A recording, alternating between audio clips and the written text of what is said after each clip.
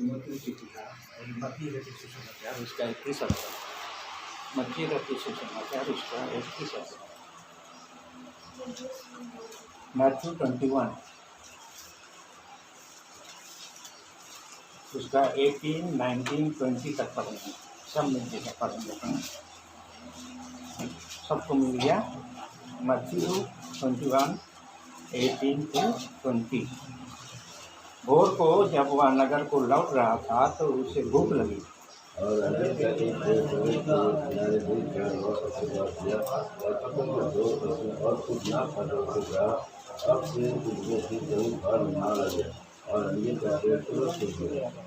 यह देखकर चेलों ने अचंभा किया और कहा कि अंजीर का पेड़ क्यों कर तुरंत सूख गया है। और एक वचन पढ़ेंगे, मरकुस रचित सुसमाचार 11, मरकुस 11 उसका 12, 13, 14, मरकुस 11, 12, 13, 14। दूसरे दिन जब वे बैतनिया से निकले तो उसको भूख लगी और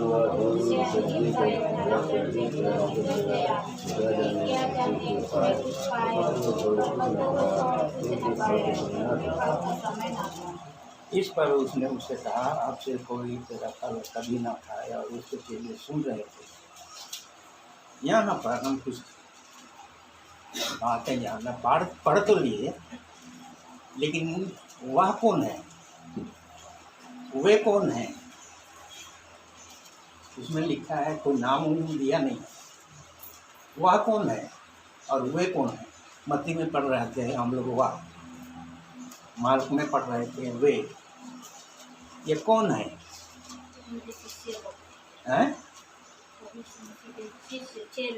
प्रभु यीशु मसीह और चेले। वो कहाँ से निकल रहे थे, उसका सिंबल भी है, बैतनिया से निकल रहे थे। भक्त लोग कहते हैं मैं तो उसका मैंने या खोज के नहीं डिस्कवरी किया हूँ, लेकिन भाई लोग कहते हैं कि प्रभु यीशु मसीह जब भी मंदिर जाता था तो मंदिर में रात कभी नहीं था। वो हमेशा कहाँ जाता था, बैतनिया में जाता था, वहीं पर रात बिताता था और फिर सवेरे उठ करके फिर यरूशलेम को जाता था। और जो काम करना होता, प्रचार करना हो, उपदेश देना हो, जो कुछ होता था वो वहाँ से करके फिर रात को बैतनिया जाता था। बैतनिया मैंने क्या, रोटी का घर। रोटी का घर क्या करता है, तृप्ति को बताता है, तृप्ति को बताता है, आनंद को बताता है, हर्ष को बताता है, जीवन को बताता है। क्यों बैतनिया ही में आता था, यरूशलेम में क्यों नहीं रहता था? इसलिए कि वहाँ क्या लोग रहते थे, याजक लोग रहते थे जो मसीह के जीवन के जैसे नहीं था। और यहाँ पर एक फैमिली था जहाँ पर उनको संगति मिलता था और आनंद मिलता था और हर्ष मिलता था। थे गरीब, 3 भाई बहन थे, मार्था मरियम था और एक भाई था। वो उनके मन के मुताबिक था। और इसलिए आज भी हम लोग को कहीं पर खाने जाते हैं, उनके बीच में अगर हम लोग जाते हैं तो थोड़ा अटपटा लगता है, उठने में, बैठने में, बात करने में, खाने में, पीने में। प्रभु यीशु मसीह बैतनिया गया। एक जगह ने बोला, क्या बोला, भोर के समय, मतलब जब बैतनिया की ओर जाने लगा तो एक चीज़ देख के गया। एक जगह बोलता है, क्या देखता है, अंजीर का पेड़ देख के गया। दूसरे मतलब दूसरा को क्या बोलता है, वो पेड़ कैसा था, हरा था। तीसरा क्या है, प्रभु वहाँ पर गया किस लिए, भूख लगी थी, कुछ मिल जाएगा। इस्राएलियों के लिए मेन फूड क्या है, अंजीर ही है। अंजीर खा के अगर सवेरे उठ करके 3 अंजीर का फल को खा लीजिएगा ना, पेट भर जाएगा। आप लोग खाइएगा, कभी दुकान में मिलता है, लेकर के खा लीजिएगा। और आपका जो ताकत मिलता है, जो ये सस्टेन मिलता है, आपको बहुत ज़्यादा। तो वो लोग का एक अंजीर जो है वो नाश्ता करने के जैसा था। और उसके पास जा कर के देखता है, क्या देखता है, कुछ फल मिल जाएगा, इस आशा से गया था। लेकिन वहाँ पर क्या मिला, कुछ नहीं। अब हम आते हैं, सबसे पहले तो कहने वाला कौन था जाने, तो वो यीशु मसीह। हमने कुछ देखा यहाँ पर अभी आराधना में, क्या देखा, प्रभु यीशु मसीह कौन है, परमेश्वर का पुत्र है। उनको इंट्रोडक्शन चेले लोग किस रूप से दिए, यूसुफ का पुत्र है। लेकिन उनके काम के द्वारा वो लोग जान गए कि ये परमेश्वर है। जब नतनएल को कहा कि जब तू अंजीर के पेड़ के नीचे था तब से मैं जानता हूँ, वहीं से उन लोग पहचान लिए कि जिसको हम यूसुफ का बेटा कहते हैं वही परमेश्वर का बेटा है और वही परमेश्वर है, वही परमेश्वर है। और एक नाम से हम लोग जानते हैं, स्वर्ग से जो नाम दिया था उसका नाम क्या रखना? यीशु रखना। यीशु माने पाप से छुटकारा देने वाला। यहाँ पर मसीह यीशु को किस रूप में उन्होंने पहचाना? क्रिस्तुस। क्रिस्तुस माने उद्धार करने वाला, मसीहा। मसीहा जिसको बोला क्रिस्तुस बोलते हैं, मतलब जीसस क्या है बोलते हैं उसको? जीसस क्राइस्ट बोलते हैं, यीशु मसीह बोलते हैं ना। ख्रिस्ट यीशु मसीह, मतलब ख्रिस्ट एक ही है और मसीह भी एक ही है। एक है अरबिक वर्ड है और एक है हिब्रू वर्ड है। मसीह और ख्रिस्ट एक ही है। तो उनके कामों के द्वारा उनको जान गए कि ये परमेश्वर का पुत्र है, सर्वशक्तिमान परमेश्वर है, सर्वज्ञानी परमेश्वर है। पहले अध्याय में जब आरंभ में हम लोग देखते हैं कि यहोवा जो परमेश्वर है अपनी प्रजा को अपना जब इंट्रोडक्शन देता है तो क्या बोलता है? मैं जो हूँ सो हूँ। लेकिन मूसा को जब इंट्रोडक्शन देने के बोलता है कि जाके इस्राएलियों से कहा, तो वो क्या बोलता है? मैं हूँ। निर्गमन उसका 3 के 14-15 पढ़ दीजिए, 14 होगा, पढ़ दीजिए। निर्गमन उसका क्या बोलता है? एक्सोडस 3 उसका मिला 14 होगा ना? मूसा से कहा, हाँ मैं जो हूँ हाँ उसने कहा इस्राएल से ये कहता हाँ है जिसका नाम मैं हूँ। अब यहाँ पर जो प्रभु यीशु मसीह उसी बात को यहाँ पर यहूदी को लोग पूछे कि जब प्रभु ने कहा कि मैं वही हूँ वही हूँ वही हूँ, तो इस्राएली लोग पूछने लगे वही हूँ कौन है? 8 पद में हम लोग यूहन्ना 8 में देख रहे थे ना, प्रभु यीशु मसीह ने कहा मैं वही हूँ। इस्राएल को कुछ समझ में नहीं आया, उन्होंने पूछा मैं वही हूँ कौन है? निकालिए वो यूहन्ना रचित सुसमाचार अभी देख रहे थे। कहने का मतलब हमारा मतलब है वही प्रभु यीशु मसीह जो है, जो पूछ रहा है, जा करके देख रहा है फल पाने के लिए, वो प्रभु यीशु मसीह है, वही परमेश्वर भी है। परमेश्वर का प्रतिरूप है, पौलुस प्रेरित बोलता है। 8 अध्याय मिला ना यूहन्ना रचित सुसमाचार उसका 8 अध्याय।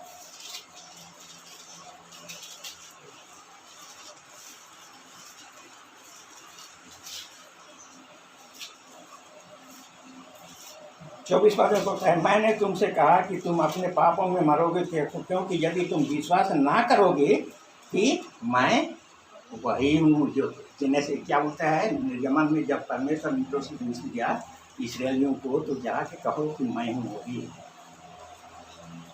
अब प्रभु यीशु मसीह को बहुत कोई इस्राएली लोग नहीं जानते थे, यूसुफ के नाम से जानते थे, लेकिन यही परमेश्वर है बोल करके नहीं जानते थे। सो तो प्रभु यीशु मसीह यहाँ पर कोशिश करता है, बार बार यही कहता है। कितनी बार हमने सुना मैं वही हूँ मैं वही हूँ। आगे जब इस्राएली लोग पूछते हैं क्या बोलता है 25 पद पढ़ लीजिए। उन्होंने उससे कहा तू कौन है? मैं वही हूँ बोल रहा है। तो फिर इस्राएली लोग उनको सवाल कर रहे हैं कि तुम कौन हो? पढ़ दिए आगे। यीशु ने उनसे कहा है? वही हूँ जो प्रारंभ से तुमसे वही हूँ जो मैं प्रारंभ से कहते आ रहा हूँ। इसलिए ये यूहन्ना में बहुत मतलब प्रभु ने कहा मैं जीवन की रोटी हूँ, मैं जगत की ज्योति हूँ, मैं पुण्य स्थान और वो कौन है? परमेश्वर। वही अब यहाँ पर जा करके गाछ को देख रहा है। वो एक होती थी, क्या था? अंजीर का पेड़ था। एक मत्ती रचित सुसमाचार बोलता है, और यहाँ मरकुस ने बोला वो हरा पेड़ था। और प्रभु अंजीर के पास में गया। ये अंजीर क्या बताता है? इस्राएलियों को अंजीर के से उसको क्या किया जाता है? तुलना किया जाता है। और ये पेड़ क्या है? मनुष्य है। यूहन्ना रचित सुसमाचार उसका 8 अध्याय निकालिए। अरे मार्कुस रचित सुसमाचार 8 अध्याय 22-24 से पढ़ लीजिए। वहाँ पर एक अंधे को प्रभु क्या करता है, धूल या नीचे थूक करके धूल पड़ दी उसको। वे व्यस्तता में आए व्यस्तता में आए और लोग एक अंधे को उसके पास ले आए हाँ और उससे विनती की हाँ? कि उसको छुए। हाँ वो उस अंधे का हाथ पकड़कर हाँ? उसे गांव के बाहर ले गया और उसकी आंखों में थूक कर उस पर हाथ रखे छुप कर उस पर हाथ रखे, और उसने पूछा क्या तू कुछ देखता है? कुछ दिखता है? उसने आंख उठाकर कहा क्या कहा? मैं मनुष्य को देखता हूँ। मैं मनुष्यों को देख रहा हूँ, लेकिन वो कैसा दिख रहा है? तो पेड़ मुझे के जैसा, पेड़ों पेड़ों की तरह देख रहे हैं। सो यहाँ पर यहूदी लोग क्या इस्राएली लोग जो परमेश्वर का चुना हुआ जन था, जन कहलाते हैं। यहाँ पर एक अंजीर का पेड़ है जो यहूदियों को इस्राएलियों को दर्शाता है। ये अन्य जाति नहीं है, ये परमेश्वर के लोग हैं। उनके पास जाकर देखता है, हरा तो दिखाई दे रहा है लेकिन उसमें फल नहीं है। एक में बोलता है, अलग से बोलता है उसमें कुछ भी नहीं है, और उसमें क्या लिखता है, वो सीजन का टाइम नहीं है। तो प्रभु क्या जबरदस्ती कोई इतना मूर्ख है या जबरदस्ती कहीं पर जो फल खोजने जाएगा जहाँ पर उसको कुछ नहीं मिलेगा? तो कभी कभी सोचते सोचते हम फिर क्या प्रभु तू जानता है फल नहीं है, फिर तुम वहाँ पर फल खोजने के लिए क्यों गया? अब भूख को मिटाने के लिए फल भी होने से अगर कच्चा हो तो उसकी संतुष्टि नहीं कर सकता है, और उसके लिए जो भूख का जो साधन है उसको मिटाने के लिए वो जब नहीं मिला तो कच्चा भी बेकार है, उसके लिए कुछ नहीं है। इसीलिए यहाँ पर अगर एक्सप्लेनेशन देते हैं तो बोलता है कि जहाँ पत्ती रहती है वहाँ पर फल होना चाहिए, और फल होगा लेकिन पका नहीं था जो खाने योग्य हो सकता। और इसीलिए प्रभु ने उनको क्या कहा, श्राप दे दिया, अब से तुम नहीं खाएगा। परमेश्वर ने हमें भी उदार देकर इस्राएली बनाया, हमारे जीवन में भी आज हमारे जीवन में फल खोज रहा है। सीजन क्या है? स्पेशल अवसर जब हम प्रभु के नाम से एकत्र होते हैं तो हम विश्वासी लोग बड़ा ही धर्मी बनकर, बड़ा ही क्या है नम्र बनकर हम वहाँ पर संगति रखते हैं, गीत गाते हैं, प्रार्थना करते हैं, आराधना करते हैं। लेकिन यही जीवन जब बाहर में जाते हैं तो दोहरा जीवन हो जाता है। वहाँ पर जाकर के हम शैतान बन जाते हैं, यहाँ पर आकर के हम संत बन जाते हैं। परमेश्वर चाहता है कि जो संत तुमको ठहराया है तुम संत बने। तुमको कुछ पाने के लिए परमेश्वर का क्या है, इच्छा यही है, परमेश्वर का उद्देश्य भी यही है हमारे जीवन में कि हमारे द्वारा परमेश्वर को प्रसन्नता मिले, आनंद मिले, महिमा मिले, और परमेश्वर फल ढूंढ रहा है। अब यहाँ पर जब फल नहीं तो है, अंजीर के पेड़ में तो फल नहीं है, लेकिन फल कहाँ लगता है थोड़ा सा हम लोग देखेंगे, और हम अपने आप को, अपने जीवन को जांचेंगे। यहाँ से निकलने के बाद हम किसी के साथ भी, घर में हो चाहे बाहर के लोगों के साथ हो, हमारा जीवन का रूप क्या होता है। हम दोहरे जीवन में जीते हैं। प्रभु क्षमा करे, दोहरे जीवन के लिए हाय हाय हाय कहा प्रभु ने। हम वैसा ना बने, हम अपने आप को जांचें और देखें कि यहाँ पर जो जीवन हम दिखाते हैं एक दूसरे को मेल प्रेम के साथ में, वो हमेशा जहाँ भी तुम रहो, जहाँ भी जाओ, वही तेरी गवाही है। पौलुस प्रेरित इसीलिए बोलता है, मैं मसीह के दाग को लेकर के प्रचार करता हूँ। क्या प्रचार करता हूँ? कि मसीह का जो जीवन मेरे अंदर है वो प्रकट हो, मसीह का जो जीवन अंदर है वो प्रकट हो जाए। दूसरा कुरिन्थी 4 अध्याय पढ़े हैं ना? पढ़ नहीं पढ़े हैं तो पढ़ लीजिए।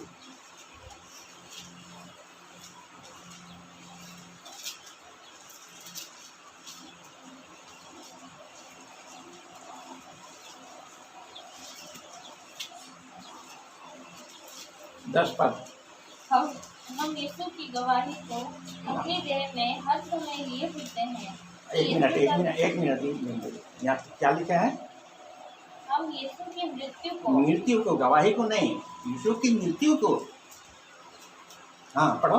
अपने देह में हर समय लिए फिरते हैं। एक समय नहीं, हर समय, चाहे जहाँ भी हो, चाहे घर में हो, चाहे बाहर में हो, सवेरे हो, 12 बजे हो, रात को हो, जो भी टाइम हो, कि यीशु मसीह की मृत्यु को अपने देह में सब समय लिए फिरता है। ये जीवन आपको और हमारा दोहरा जीवन से प्रभु घृणा करता है। ऐसा ना बने कि हम दिखाने के लिए यहाँ संत बन जाए और यहाँ से निकलते ही हम शैतान ना बने। परमेश्वर हमसे फल खोजता है। क्या फल खोजता है? झड़बेरी नहीं, अंजीर है तो अंजीर का ही फल चाहिए। परमेश्वर आत्मा है। परमेश्वर ने हमें जीवन देकर आत्मिक बनाया। हम आत्मिक संतान हैं। परमेश्वर हमसे आत्मिक फल की आशा करता है। परमेश्वर हमसे फल की आशा करता है। और हम थोड़ा सा हम देखेंगे फल कहाँ लगता है। मत्ती रचित सुसमाचार 13 अध्याय सब कोई जानते हैं, पढ़ने का जानते। मैथ्यू 13 उसका 12-13 हो गई थी, 12 की 13 से हो गई थी। क्योंकि जिसके पास है, मत्ती के 13 अध्याय उसका पढ़ दिए 10 पद से। सिलो ने पास आकर उससे कहा, हाँ? तू लोगों से दृष्टांतों में क्यों बातें करता है? अब दृष्टांत में क्यों बातें करता है, या अगर इसको देखेंगे तो लंबा चौड़ा हो जाएगा। हम जानते हैं सबको, एक बीज बोने वाला बीज बोने के लिए निकला। 4 प्रकार का जमीन मिला जहाँ पर बीज गिरा। 3 प्रकार का जहाँ जमीन में गिरा तो बीज में क्या है, फल ही नहीं लगा। एक तो है शैतान उठा के ले गया, दूसरा है नीचे में पत्थर था, जमीन तैयार नहीं था और निकल तो गया, खुशी खुशी ग्रहण तो कर लिया, लेकिन थोड़ा सा दुख लगा तो वो भी मुरझा गया। तीसरा क्या है, संसार की चिंता और जीवन का सुख विलास उसको क्या कर दिया, धीमा कर दिया, खुमार कर दिया, एकदम सुला दिया। उसमें भी कुछ फल नहीं लगा। मालूम होगा ना सबको, हम नहीं जा रहे हैं उसमें। अगर पढ़ने चाहो तो पढ़ दियो, उसको पढ़ लो। तो शुरू से लिखना पड़ेगा, 3 पद से पढ़ लो।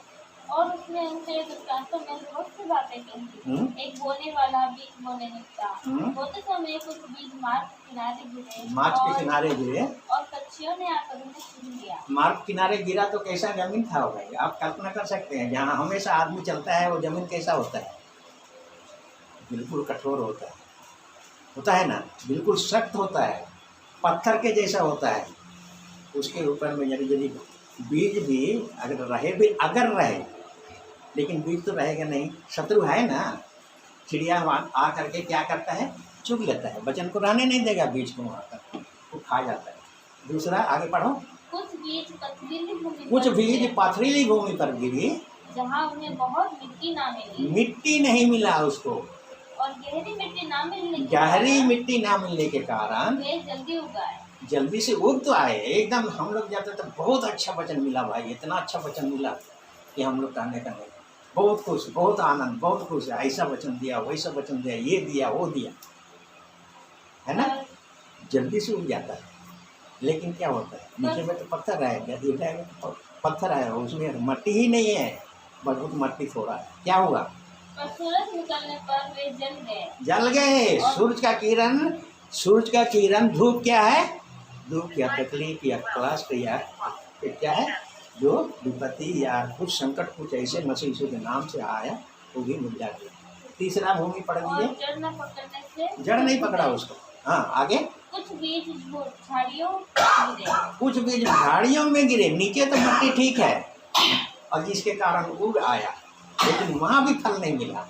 कारण क्या है, वो झाड़ियों ने बढ़कर उन्हें दबा डाला। वो झाड़ी क्या है, धन का लोभ और संसार की चिंता उसको दबा दिया, और जिस रीति से फल लगना चाहिए वो नहीं फला। इसको पढ़ लीजिए ना, उसको धन का लोभ और क्या है,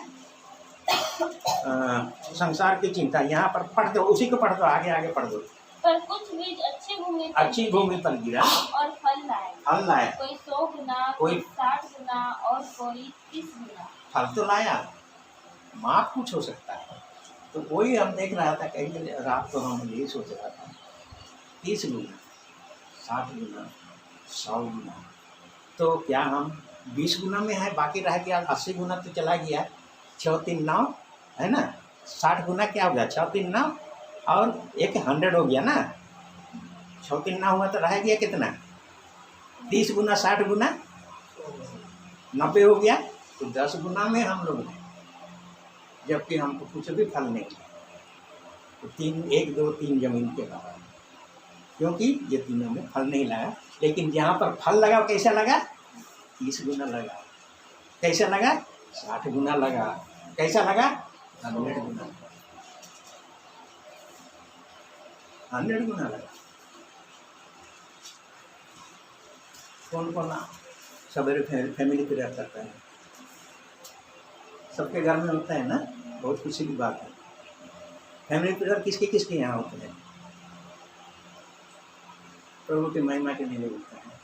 मेरी पत्नी जब बीमार थी उस टाइम से सिखा दिया, उस आज तक हम लोग उसको बना के रखें, मतलब सवेरे उठेंगे 2 गाना जरूर गाएंगे, उसके बाद में कोई आए बात। आजकल जानते हैं बच्चे लोग भी, वहाँ सो रहेगा वहाँ सो रहेगा, उर्दू को उठाने सीखते जाता है। जिसको अगर उठाना होगा तो प्रभु का गाना सुन करके उसको गाए। तो मैं पत्नी को भी जब उठाने के लिए, उठाने का जब हमको दरकार पड़ता है ना, मैं प्रभु का गीत गाता हूँ, उसके नाम नहीं गाता, तो तब जान जाती है वो भी आती है। और ये गीत गाने के लिए हम लोग 2 गाना में, एक गाना बहुत प्रिय है हमको, 668 उसका गाना गा दूँ, 668 मैंने प्रायः उसको हम लोग गाते हैं।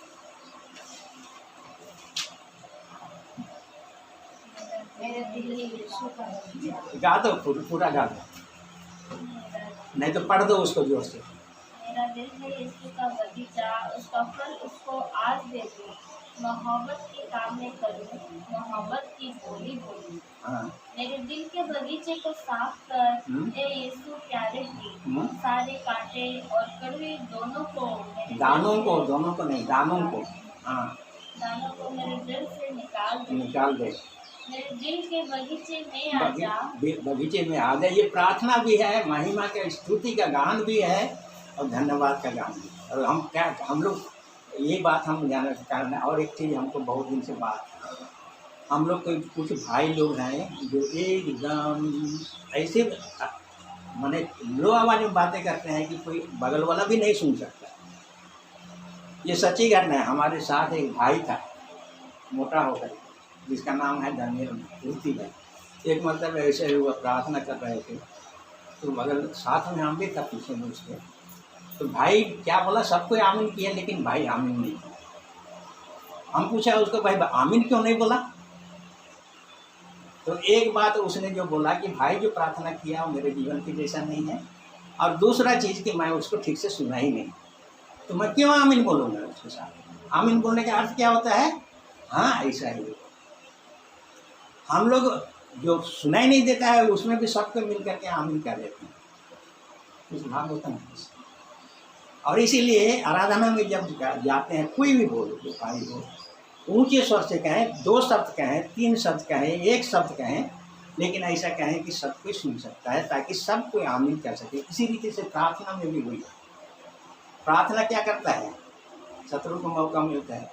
जब एक भाई प्रार्थना करते हैं, बाकी भाई को शैतान क्या करता है? शरीर में आवास लाकर सुला देता है। प्रार्थना कर रहे हैं लेकिन हमारे कानों में नहीं पड़ती। कभी कभी मालूम हो जाता है, मैं घर में बोलता हूँ, जब दोनों प्रार्थना करते रहेंगे ना तो आमीन नहीं बोलती है ना, तो तू कुछ हो रही थी ना, आमीन नहीं बोला। प्रार्थना करने के जगह में आमीन का बहुत अहमियत होता है। इसलिए ऊंची आवाज़ से प्रार्थना करने के लिए कहा जाता है, ताकि सब कोई सुने और सबका एक मन होकर के उसका आमीन कर सके। तो यहाँ पर जो बोलता है, आगे पढ़िए।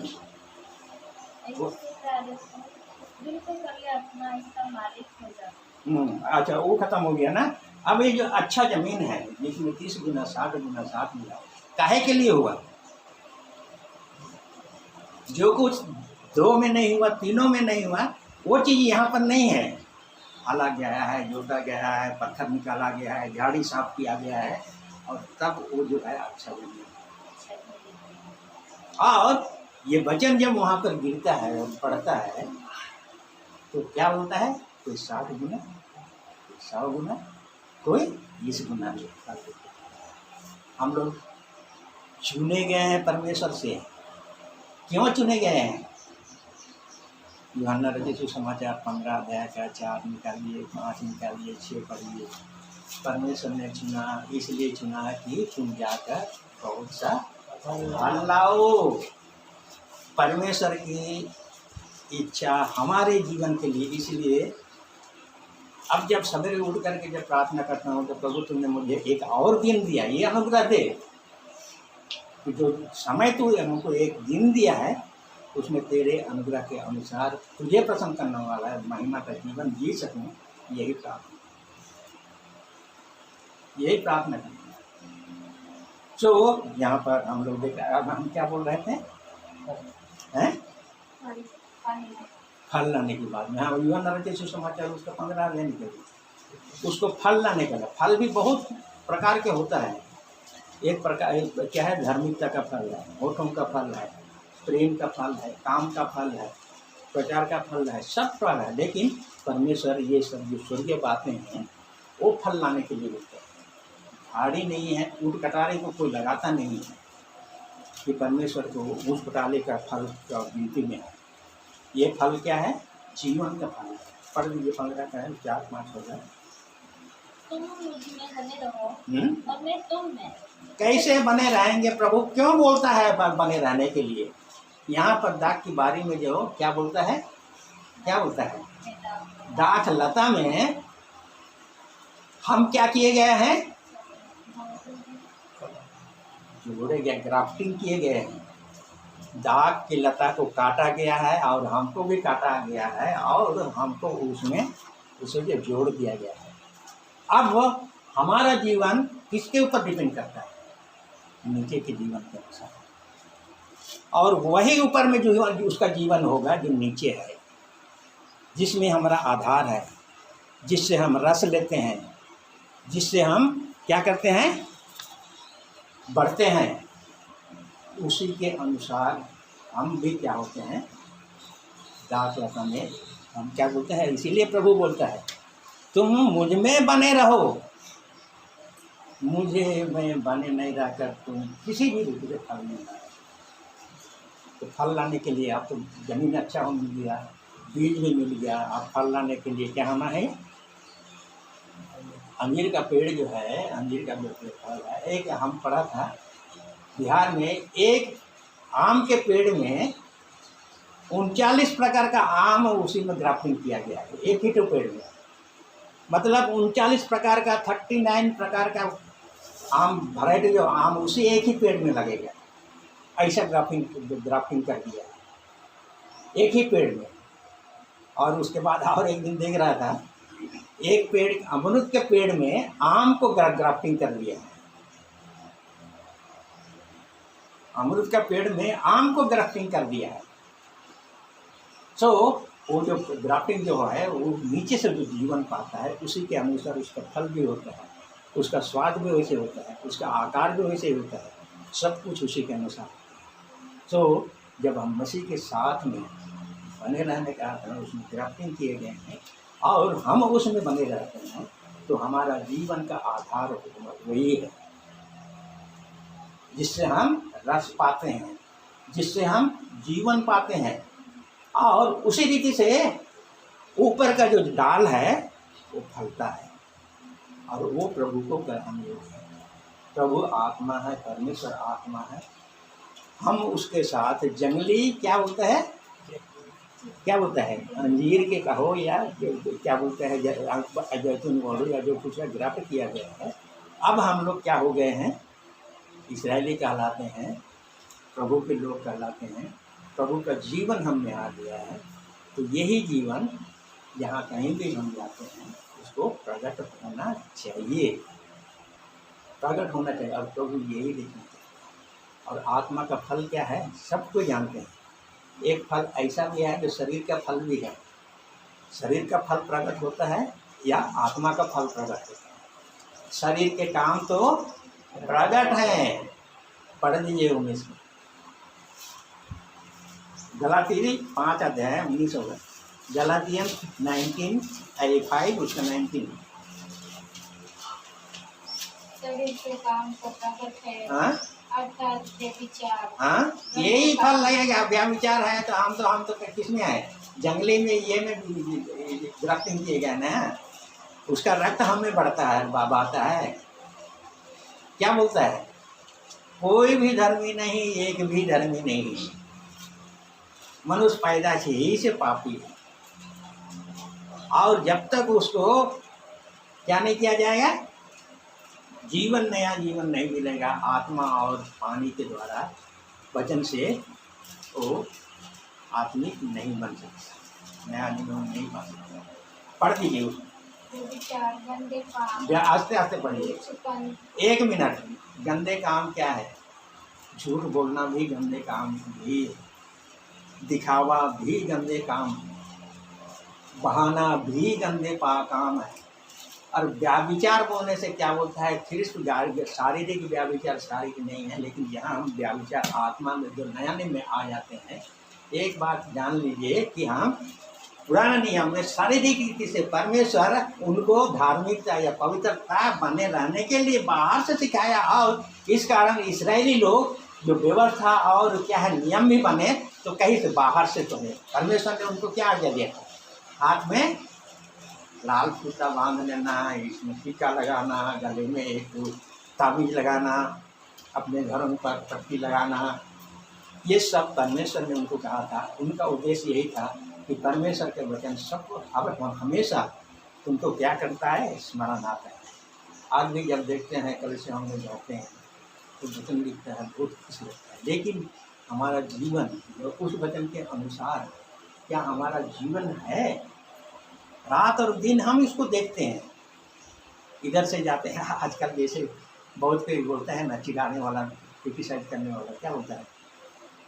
मोदी साहब तो फोटो दे करके क्या बोलता है, सब जगह उसको लगाया है ना, उसको ये करने के तो भी लोग जो है उसको उसी रीति से उसको आगे करते हैं। वही बात हमारे साथ भी है। वचन तो देखते हैं, सवेरे उठते हैं, रात को उठते हैं, वही वचन आँख के सामने आता है। लेकिन कभी हम जानते हैं कि परमेश्वर के वचन में ये था, मैं कैसा सचमुच में वो मेरा जीवनदायक है, जीवन देने वाला है। आगे पढ़ लीजिए। व्याभिचार के बारे में बताते हैं। मान के अंदर भी यदि तुम व्याभिचार कर लो तो वही, और व्याभिचार को इस्राएलियों को भी व्याभिचार किया कहा है। अब वो व्याभिचार कैसे किए, उनको परमेश्वर व्याभिचार क्यों बोलता है? एक पति है, वो है हमारा परमेश्वर। यशाया में पढ़े हैं ना, परमेश्वर हमारा पति है। अगर किसी जल्दी मिले तो आप बता दीजिए, दूसरे भी कम से कम उससे लाभ पा जाए। और हम कलीसिया के लोग जो हैं, हम उसकी पत्नी हैं। हम लोग अगर मिल जाए तो जल्दी से निकाल लीजिए कि परमेश्वर हमारा पति है।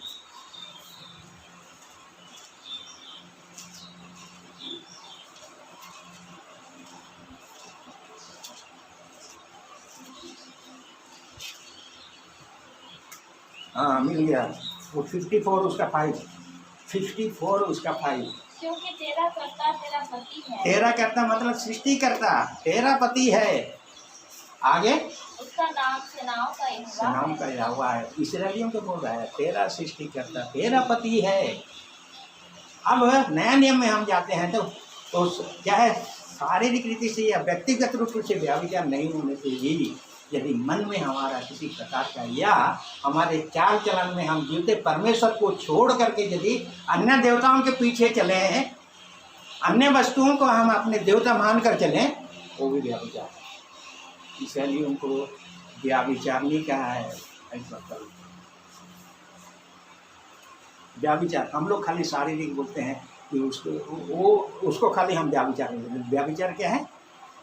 मन में अगर यदि किसी बोलते हैं, इतना स्टैंडर्ड है नया नियम में जो पुराने नियम में नहीं है, वहाँ पर एक्चुअली शारीरिक रूप से हम शारीरिक रूप से यदि करते हो तो व्याभिचार। लेकिन यहाँ पर क्या बोलता है, यदि मन में भी किसी प्रकार का कोई ऐसा सोच में आ जाएगा तो वो भी व्याभिचार है। आगे पढ़ लीजिएगा। और इसराइल का पुत्र नहीं उसका नहीं, वो गलत ही उसका। ये तो देख लिया कि तेरा सृष्टिकर्ता तेरा पति है। हाँ गलत ही का पढ़ दीजिए। हाँ क्या है? लुचपन। हाँ और लुचपन क्या है? हाँ लुचपन क्या है? क्या बोलता है उसको? चमचा गिरी करने का। हाँ मैं हाँ मिलाना चाहता हूँ। आगे पढ़ दिए। मूर्ति पूजा। मूर्ति पूजा हम लोग कोई नहीं करता है। बड़ी घमंड से हम बोलते हैं हमारे घर में मूर्ति नहीं है, कोई फोटो भी नहीं है। लेकिन नया नियम में मूर्ति क्या है? जीवन में जिसको सबसे पहला स्थान देते हैं वही, चाहे कोई भी हो, बेटा हो, बेटी हो, धन हो, संपत्ति हो, गाड़ी हो, चाहे रेडियो हो, चाहे मोबाइल हो, वही तुम्हारा परमेश्वर, वही मूर्ति पूजा है। हम लोग मूर्ति पूजा करते नहीं हैं, उसके लिए हम गमन करते हैं या हमारे पास लकड़ी भी नहीं, या परमेश्वर के शास्त्र को छोड़कर दूसरे शास्त्र के अनुसार यदि हम भी उस पर विश्वास करके चलते हैं, वो भी मूर्ति पूजा। इस जगत में बहुत सारे शास्त्र हैं जिसके अनुसार हम चलाए जाते हैं, चलते हैं, और उस विश्वास से हम चलते हैं, वही मूर्ति। भक्त लोग कहते हैं, क्या बोलता है? रेडियो को पहले तो बोलता है मूर्त, मूर्त बोलता है। तो आजकल तो रेडियो भी समाप्त हो गया। अब मूर्त क्या है? मोबाइल। सोने के टाइम में उसको देखते हुए सो और उठते हुए उठ करके पहले मोबाइल देखो। और इतना प्रिय है, क्या होता है घर से निकलने के टाइम में, घर में तो रहते हैं लेकिन घर से निकलने के टाइम में अरे मेरा मोबाइल कहाँ है? ये हम शुरू से ही बोलते हैं, घमंड नहीं करते हैं लेकिन शुरू से ही बोलते हैं। जरूर पूरी क्या नहीं है, खराब नहीं है, क्योंकि पहले से आजकल बहुत सारी चीज़ सहूलियत हो गए हैं उसके व्यवहार करने का। इसीलिए धन ये नहीं है, लोग उसका जो है और उसके द्वारा जो बिगाड़े जाते हैं वो मूर्त है। आयुब के बारे में हम लोग देखते हैं, आयुब बहुत धनी था, धनी नहीं था लेकिन खरा था, परमेश्वर का भाई मानने वाला था। और क्या है? पढ़ लिए एक पद जो हम लोग देख रहे थे प्यार से। परमेश्वर हमारा पति है, वो जीते परमेश्वर को छोड़कर यदि हम और किसी के लिए हम अधिक समय या अधिक शक्ति या अधिक क्या, तो अपने परमेश्वर को सारी शक्ति से, सारी बुद्धि से, सारी क्या है प्राण से प्रेम रखना। यदि हम कोई चीज़ भी हो, हम विश्वासी कहलाते हैं, लेकिन विश्वासियों में भी बहुत सारे ऐसे आ गए हैं जीवन में। कोई कुछ कहता है, जैसे अंधविश्वास जो होता है, सवेरे कौवा अगर निकल रहे हो तो कौवा का कर दिया तो बोला बना अरे मत जाओ आज साफ बोल दिया, बोलते हैं ना।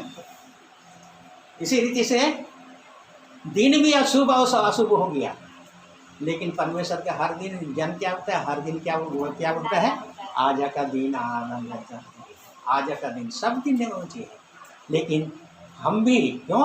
इसलिए कि हमारे आसपास के सराउंडिंग्स जो है हमको ऐसा कर दिया है कि हम कभी कभी विश्वास कर लेते हैं और वही हमारा परमेश्वर से क्या होता है, व्याभिचार, मूर्ति पूजा, टोना, बैर भाव।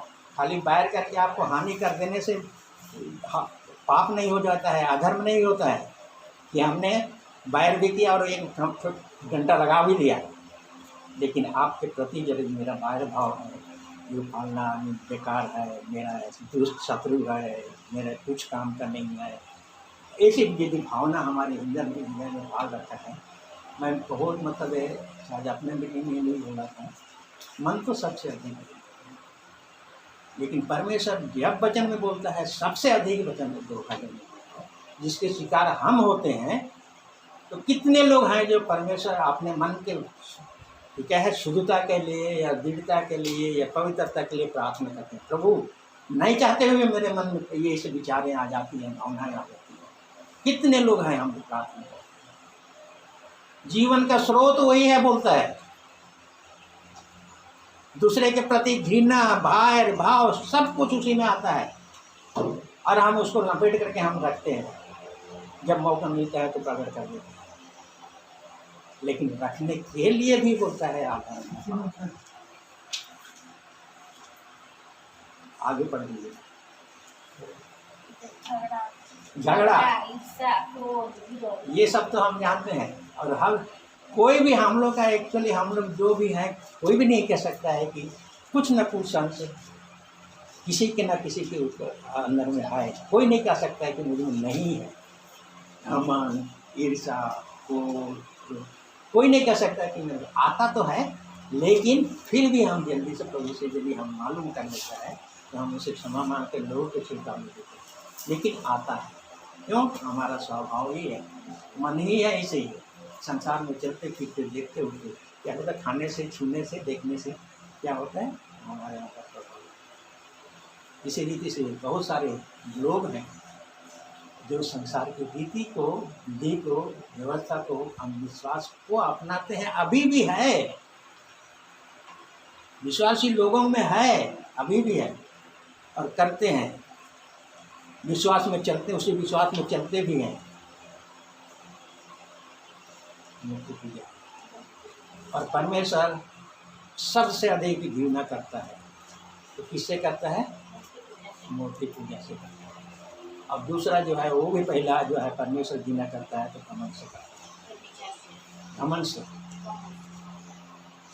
बिली ग्राहम सारे पापों को मिला के 7 ग्रुप में रखा है, और उस 7 ग्रुप में पहला जो महापाप है वो क्या है? घमंड। और लास्ट जो है क्या है? आलस्य। छोड़ो, कौन जाएगा प्रभु के आराधना, कौन जाएगा उनकी संगति में। 5 बजे उठना है तो 7 बजे उठना, आलस। और पढ़ते पूरा कर दीजिए। और हम लोग देखेंगे ये तो शरीर के काम है, वो शरीर का फल उसको प्रकट करते हैं, लेकिन परमेश्वर ने हमें आत्मिक बनाया और हम आत्मिक हैं, तो परमेश्वर आत्मा का फल खोजता है। पढ़ लीजिए इसको पूरा करके, पूरा आखिरी तक चले, 22 तारीख तक चले जाइए। अच्छा, एक भाई को मैं पूछा है, एक भाई बड़ा भाई को पूछा, हम बोलते हैं तो प्यार विचार तो ये है, मूर्ति पूजा भी पाप है, महापाप है, लेकिन हम जो ईर्ष्या और गाह करके लड़ाई और झगड़ा और कपट रख करके हम एक दूसरे के साथ में व्यवहार करते हैं, वो क्या है? मतवालापन ठीक है, और सब तो उसको घृणा भी करता है, चीची थूथू भी करता है ना। मतवालापन जो रहता है उसको बोलता है अरे ये पापी है, पिया हुआ है, पी करके ऐसे बक रहा है। लेकिन उसी कैटेगरी में ये भी है, ईर्ष्या भी है, डाह भी है, कपट भी है, गंदे काम भी है, वही स्टैंडर्ड का, वो भी वही पाप है। मतवालापन को उसका हम बोल देते हैं, लेकिन जो ईर्ष्या करता है उसको हम क्या बोलते हैं? और आज हम पाप को मानते नहीं हैं, क्योंकि हम पाप क्या चीज़ है हम नहीं जानते, इसका पहचान नहीं है, इसीलिए पढ़िए जल्दी से। और इसके और काम है, इनके विषय में मैं तुमसे पहले से कहने चाहूँ, जैसा पहले कह भी चुका हूँ कि ऐसे ऐसे काम करने वाले परमेश्वर के राज्य में वारिस ना होंगे। 1 मिनट, उद्धार तो पा गया, हम खुश हैं, सब कुछ है, ये जो हम लोग शरीर का काम है पाए, तो परमेश्वर के राज्य के वारिस होंगे। वचन क्या बोलता है? हम नहीं कहते हैं, वचन क्या बोलता है? ऐसे ऐसे काम करने वाले परमेश्वर के राज के वारिस। माने क्या? हम लोग आनंद मनाते हैं, खुशियाँ मनाते हैं, क्या बोलता है? परमेश्वर हमको ले जाएगा, मसीह के साथ बिठाएगा, हमको इस्राएलियों के 12 गोत्रों के सामने बैठ करके हमको राज कराएगा। तुम तो राज के भी वारिस नहीं होंगे। वचन बोलता है ऐसे ऐसे काम करने वाले परमेश्वर के राज के वारिस नहीं होंगे। एक दृष्टांत है, एक महान स्त्री थी, धनी मनी थी, और उसका एक नौकर था। तो स्त्री जो थी परमेश्वर के वचन के अनुसार उसका भय नहीं मान करके वो ऐसे चलती थी, लेकिन उसकी नौकरानी जो थी परमेश्वर की भय मानती और भक्ति के साथ सब कुछ करती थी। दोनों जब मर गए तो स्वर्ग में, ये तो कहानी कहा है, लेकिन स्वर्ग में क्या होता है, क्या ऐसा होता है? नहीं होता है। लेकिन एक तो हम समझाने के, स्वर्ग में गया तो ये तो बहुत बड़ा महल दिखाई दिया, और वहाँ पर जब देखता है नौकरानी को बोलता है, अरे मैं तो सारे संसार में उसका मालिक मैं थी और वो नौकरानी थी, यहाँ पर आके कैसे वो मेरा मालिक बन गई और मैं नौकरानी बन गई। इसी का ऐसे ऐसे काम करने वाले हम उधार पाने में ही हम संतुष्ट हो गया कि हमको सब टिकट मिल गया। अब परमेश्वर के साथ वारिस होने के लिए जो प्रभु का राज, परमेश्वर क्या बोला, जो मेरा है, प्रभु ने क्या कहा, जो परमेश्वर ने क्या कहा, जो मेरा है सब कुछ तेरा। ये वारिस के बारे में हम लोग रोमी 1 में भी पढ़ते हैं कि ऐसे ऐसे काम करने वाले परमेश्वर के राज के वारिस नहीं होंगे। ये वचन किसको लिखा है? परमेश्वर ने लिखा है उन गलाती विश्वासियों के लिए जो उधार पाए हैं, उनके लिए ये चिट्ठी है।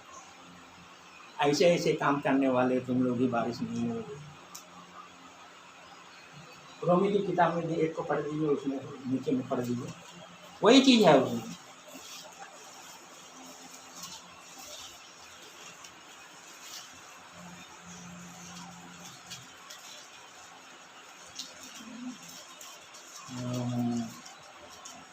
ये क्या है उसका 31 पढ़ दीजिए, ऊपर से पढ़ दीजिए 28 से। जब उन्होंने परमेश्वर को पहचानना ना सका तो परमेश्वर ने भी उन्हें उनके निकम्मे मन पर छोड़ दिया कि वे अनुचित काम करें।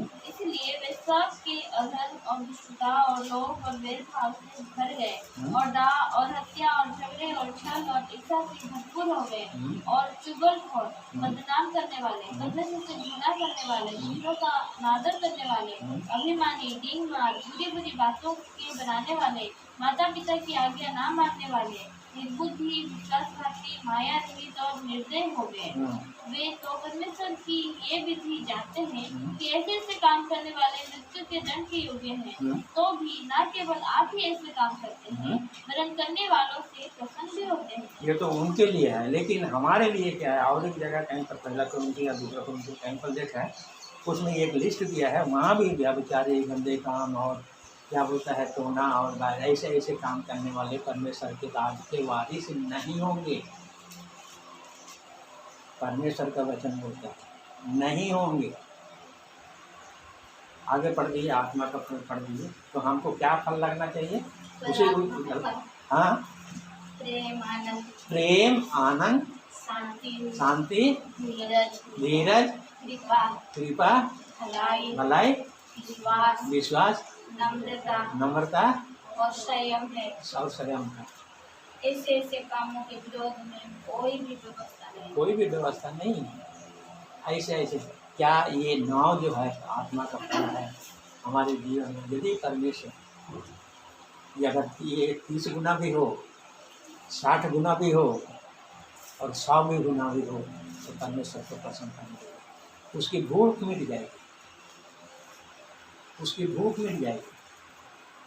और यही जो है जीवन जो है हमारे लिए, चाहे यहाँ पर हो चाहे बाहर में हो, दो रंगी जीवन नहीं हो। एक दो रंगी जीवन के बारे में बहुत सारे के तो किसको हाय बोला है? शास्त्रीय लोगों को हाय बोला है और फरीसी लोगों को हाय बोला है। तो फरीसी कौन है? जो दिखावटी बातों पर वो लोग ज़्यादा भरोसा रखते हैं। लंबा लंबा चौगा पहनते हैं, नीचे में धार लगाते हैं और ऊपर में टोपी पहनते हैं। कोई भी दूर से देखने से बोलेगा ये कौन जा रहा है? फरीसी जा रहा है।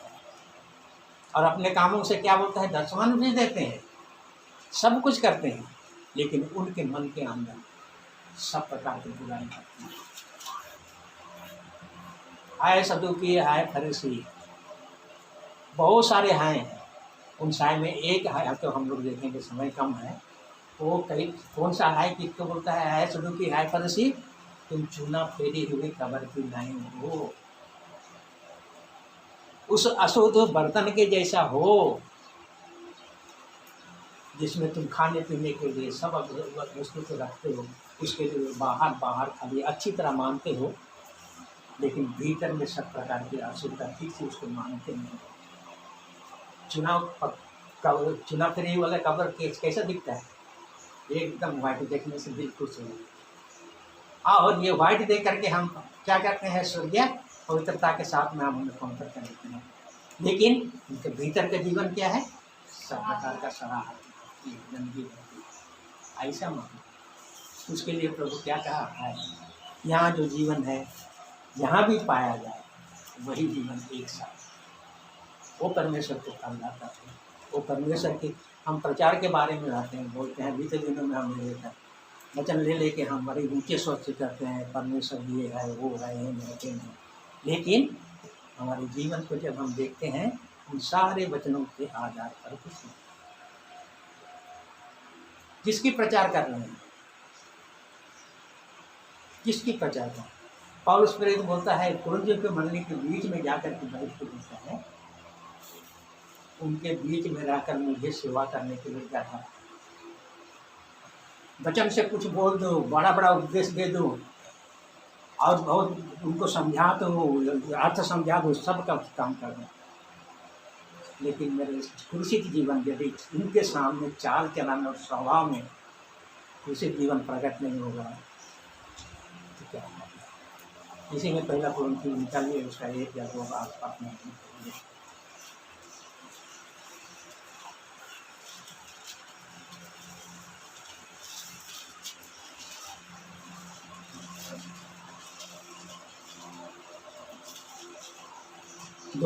दो अध्याय 1 पद पढ़ लीजिए।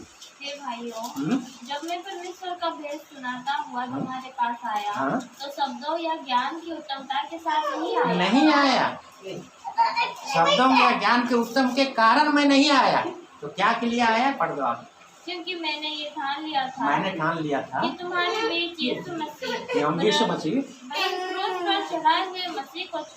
क्रूस पर चढ़ाए हुए मसीह को छोड़ और किसी बात को ना जानो। हम क्या कहते हैं, कहीं भी जाते हैं अपने ज्ञान से, बुद्धि से, समझ से हम लोग बहुत कुछ करते हैं, लेकिन यदि क्रूसित जीवन नहीं हो तो वही थोड़ा सा समय होता है जब हम दूसरों के लिए गवाही का परिणाम करते हैं। इसी रीति से और भी है, मैं तुम्हारे बीच में रहते हुए थरथराता हूँ, मैसेज देता हूँ, पौलुस प्रेरित होता है कुरिन्थियों की मंडली। कुरिन्थियों मंडली कैसा था जानते हैं ना? शारीरिक था और सांसारिक था। तुमने लड़ाई होता है, तुम अपनी माँ को रखते हो, बड़े बड़े अपराध करते हो, फिर भी कहते हो कि मैं प्रभु में हूँ, मैं परमेश्वर का जन हूँ, और तुम घमंड करते हो। इसीलिए बीते दिनों में हमने देखा तुम्हारा घमंड करना अच्छा नहीं है, तुम्हारा घमंड करना अच्छा नहीं है। घमंड करना चाहिए, लेकिन किस बात में करना चाहिए? प्रभु को जानता हूँ उसमें घमंड, और इन सारी सांसारिक बातों में हमको घमंड नहीं करना चाहिए। मैं प्रभु को कितना जानता हूँ, प्रभु मेरे लिए क्या किया, कौन सा सत्य काम किया, मैं उसको जानता हूँ, और इसलिए मैं घमंड, पौलुस प्रेरित बोलता है मैं घमंड करता हूँ तो इसलिए आता हूँ, और जगह और एक जगह में है मैं घमंड करता हूँ तो इसलिए घमंड करता हूँ कि मैं परमेश्वर को और परमेश्वर मुझे जानता। ये तो कुरिन्थी लोग घमंड करते थे, इतने बड़े बड़े अपराध करते, तुमने लड़ाइयाँ होती है, झगड़ा होता है, क्या तुम सांसारिक नहीं हो? और उस पर एक सवाल पूछता है, क्या तुम सांसारिक नहीं हो? क्या तुम शारीरिक नहीं हो? ईर्ष्या करते हो, डाह करते हो, घमंड करते हो, एक दूसरे के साथ में लड़ाई करते हो, तिरस्कार करते हो, अपमान करते हो, निंदा करते हो, क्या नहीं करते हो? फिर भी बोलते हो तुम घमंड करते हो कि हम विश्वासी हैं, तुम घमंड करते हो कि हम कुछ की मंडली में हैं। कुछ सुनता हूँ, लेकिन जब कुछ अनुभव होता है कि मैं देखता भी हूँ, पौलुस प्रेरित होता है, सच भी है, ये तो सुना, लेकिन उस पर विश्वास भी करता है कि तुम्हारे बीच में ऐसा होता है। दुष्टता और किसके खमीर से बचेगा? बुराई, दुष्टता और खमीर से। खमीर हम यही समझता था, खमीर जब बाइबल में आया तो हमेशा दुष्टता ही तो बोलता है, लेकिन एक जगह क्या है, परमेश्वर का राज उस खमीर के समान है जो थोड़ा सा 3 पसेरी आटा में मिला दिया और वो आटा मिलते मिलते क्या हो गया? खमीर हो गया, सब के सब खमीर हो गए। ये परमेश्वर का बुराई को नहीं बोलता।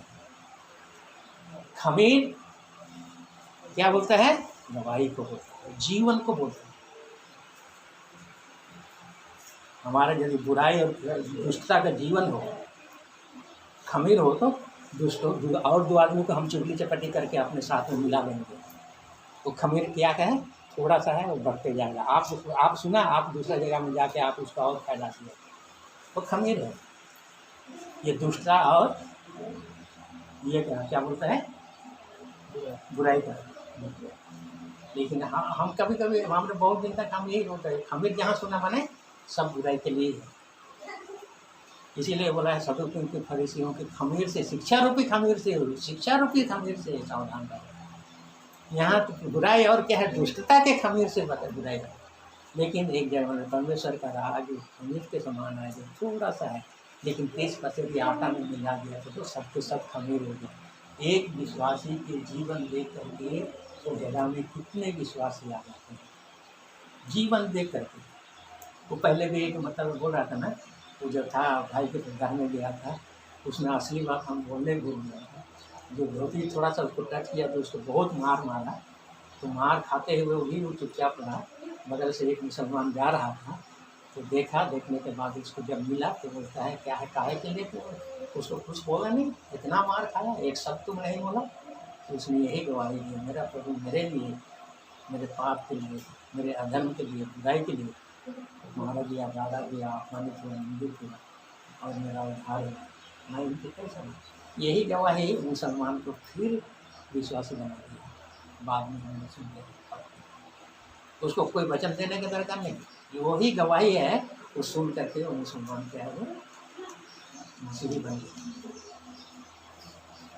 तो हर कोई जो हम जगत में हम घूमते फिरते हैं, पतला से कॉलेज क्या होता है, खुले हुए पत्र, किसी का पर्सनल नहीं है, सब देखते हैं। बहुत सारे हैं, आप कैसा करते हैं, क्या करते हैं, बहुत सारे होते हैं। यहाँ पर आके तो संत हो जाते हैं, बस से निकलते ही आपस में लड़ाई झगड़ा, पति पत्नी में, लड़का बच्चा में हो हल्ला, सब कुछ होता है, देखता है, सब कुछ देखता है।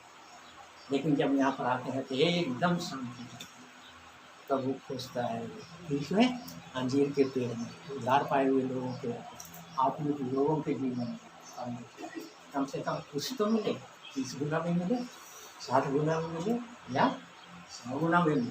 बिल्कुल खाली नहीं होना चाहिए, 10 गुना में होना चाहिए। परमेश्वर उसको और उसको क्या करता है, संतुष्ट किया। परमेश्वर ने क्या है, प्रभु ने क्या कहा, उसको क्या बोला, श्राप दे दिया, सूख दिया। 15 अध्याय में भी कहा, क्या बोलता है, जो मुझ में बनाने रहता है वो डाली जाता है, जीवन नहीं रहता है, सूख जाता है, फिर उसको क्या करता है, कुछ काम करता है। तो कुछ के बारे में पढ़ रहा था, तो पहला तो हम तो उसका 13 अध्याय पढ़ दो, जनाता हुआ फिर पढ़ दो। ये प्रभु का प्रेम है, वही प्रेम प्रभु ने भी चाहता है कि हमारे जीवन में भी वही प्रेम प्रकट है। प्रेम बहुत प्रकार का होता है, स्वर्गीय प्रेम है, माता पिता का प्रेम है, पति पत्नी का प्रेम है, बच्चों का प्रेम है, भाई भाई का प्रेम है, देश का प्रेम है, समाज का प्रेम है। पढ़ दो पहले। यदि मैं मनुष्य और स्वर्गदूतों की बोलियां बोलूं, खाली बोल देने से नहीं होगा, खाली बोल दो, स्वर्गदूत की बोली बोल दो, भविष्यवक्ताओं की वाणी बोल दो। पढ़ दो आगे पढ़। और प्रेम ना रखूं, यहाँ पर हम लोग एक चीज को और एक तो समझ लीजिए, रखना और करना में अंतर है। हम जब कभी भी हो कर सकते हैं, लेकिन रखना जो है कॉन्टिन्यूस आरंभ से होकर के अभी भी है और आगे भी चलेगा। और इसीलिए यहाँ पर होता है, जो प्रेम नहीं करता नहीं है, जो प्रेम रखता है। जान नहीं रखता है, आप दूर में हैं तो भी हमारी दुश्मनी आपसे है, तो आपके प्रति हमारा जीवन से क्या हो रहा है, आपको क्या दुष्टता के प्रति क्या क्या कल्पनाएं हो रही होंगी, वो ऐसा होता, वैसा होता, वो होता, उसका बच्चे ऐसे हो जाते हैं, उसका घर ऐसा हो जाता है, उनको कुछ। लेकिन प्रेम रखते हैं, क्या बोलता है, अंदर से प्रेम, वो चीज़ को आने ही देना नहीं है अंदर में। यदि मैं प्रेम ना रखूं तो क्या बोलता है, कुछ खनखनाता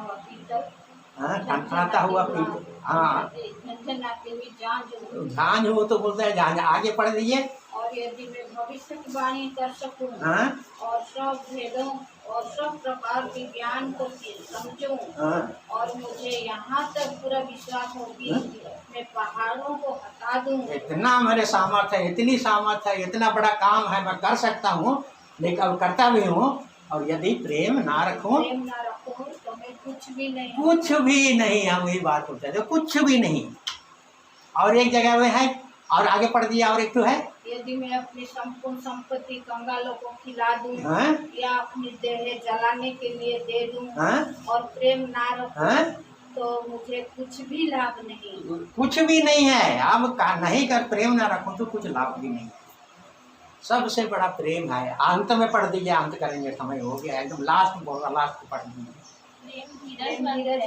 लास्ट में पढ़ दीजिए, एकदम लास्ट, बहुत टाइम हो गया। और अब विश्वास, आशा और प्रेम, विश्वास, आशा और प्रेम एक, हाँ, और इनमें सबसे बड़ा सबसे बड़ा क्या है? प्रेम। इसीलिए जो है ना, परमेश्वर को डिफाइन कर दिया, परमेश्वर प्रेम। प्रभु सहायता करें, हमारे जीवन को हम जाके देखें क्या फल ला रहे हैं। और अगर भीतर में क्या है, पत्थर हो, सख्त जमीन हो, ऊपर में झाड़ी हो, और एक पढ़ दीजिए लुका 21 का 34 को पढ़ दीजिए, ये भी है झाड़ी, संसार की चिंता, और ये भी है झाड़ी। इसीलिए सावधान रहो, ऐसा ना हो कि तुम्हारा मन खुमार और मतवालेपन। ये भी है खुमार और मतवालापन। खुमार मतलब क्या है? आधा नींद आधा जागना। और मतवालापन क्या है? दिमाग ही काम नहीं करता है। मतवालापन खाली मद से नहीं होता है। मतवालापन इस जीवन की ये चाह मतवालापन क्या है? जो हमको मता देता है। वो धन के लिए भी हो सकता है, ओहदा के लिए भी हो सकता है, पोजीशन के लिए हो सकता है, आवश्यकता जो भी हो, जिसके कारण आज हम कोई एक राजनीतिक वाला आदमी को बोल दो कि तुम राजनीति में मत जाओ, वो क्या करेगा? क्या करेगा? राजनीति में जाएंगे क्योंकि वो मतवाला हो गया है। तो मतवालापन दारू से नहीं होता है। ऐसे ही कि कोई चीज़ पा करके हम यदि अपना शुद्ध बुद्ध खो दें और परमेश्वर की संगति से दूर चले जाए, और इस जीवन की चिंताओं, ये तीनों जी है, ये कुमार है। आपको मिला सीटर कितना नंबर है बोल दीजिए? लूका 21:34। ये तीन चीज है जो झाड़ी है। और वहाँ पर हम लोग पढ़ रहे थे, मत्ती में क्या बोलता है? संसार की चिंता।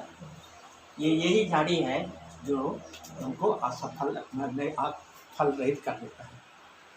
तीन चीज है, भर दिया, और एक मतलब है इसलिए सावधान रहो।